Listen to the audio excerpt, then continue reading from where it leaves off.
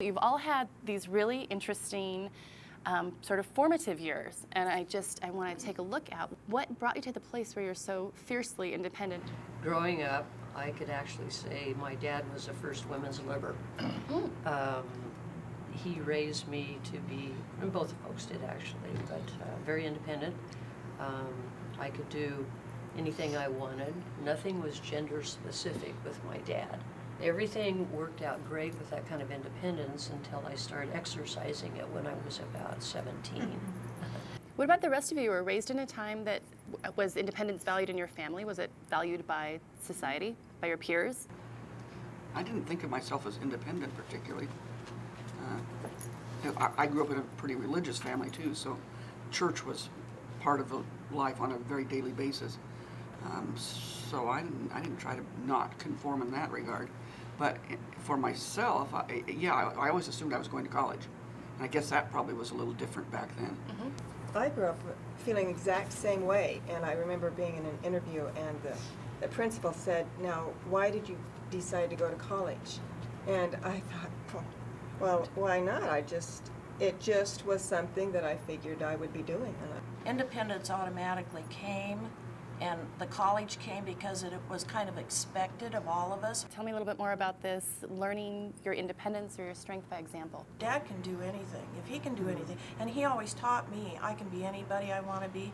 My father was very instrumental in telling me I could always do anything that I wanted to do, any way that I wanted to do it, and he almost always backed me up.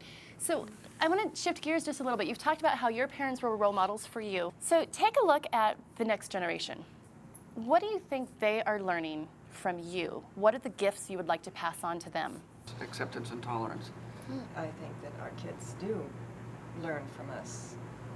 I gave to my children a sense of that there's this huge world out here, and it can all be yours, and you can go out and do anything that you want to in it.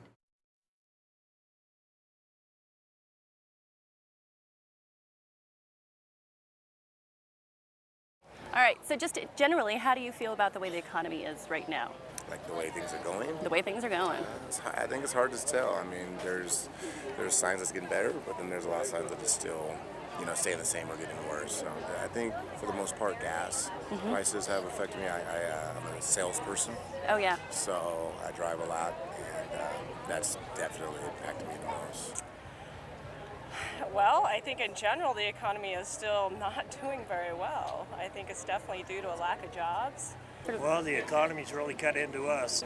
It's been tough, but I'm able to come here and have a little bit of fun, and I'm not complaining. Well, I own my own business, but the business is just staying afloat. He can't pay me, hasn't been able to pay me for a year and a half now. Well, I think it's starting to pick up. I'm seeing some construction sites starting to open up. For me, I've just come into a point where I'm done paying for college for my kids and things. So I've just sort of gotten to a point where I'm paying for myself. Well, I haven't lost my job, so my income hasn't really been significantly affected. It's really helped us realize and just kind of refine family life, living. It's not all about the dollar.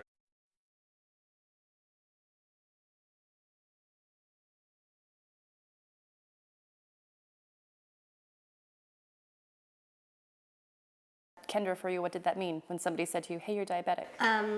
I didn't really know what that meant. How did you feel? Sad. I don't know why. How did you feel when you found out your little girl was diabetic? I'm really scared.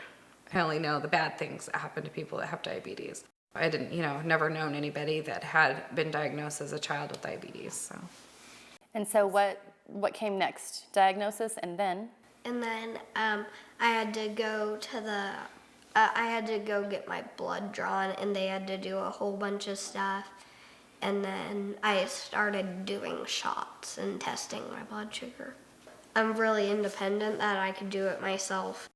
And so what was the transition like for you, Heather, from the sort of initial shock of what are we going to do to actually getting the training and seeing that your daughter can handle this a little bit independently? Well, it went, somebody describes it as your kid getting diagnosed with diabetes is like having another kid almost. It was really like that. It was like we had this whole other thing that we had to start and do, something we thought about every hour of every day, that really it really controlled our lives for several months. So what are some of the things that you figured out?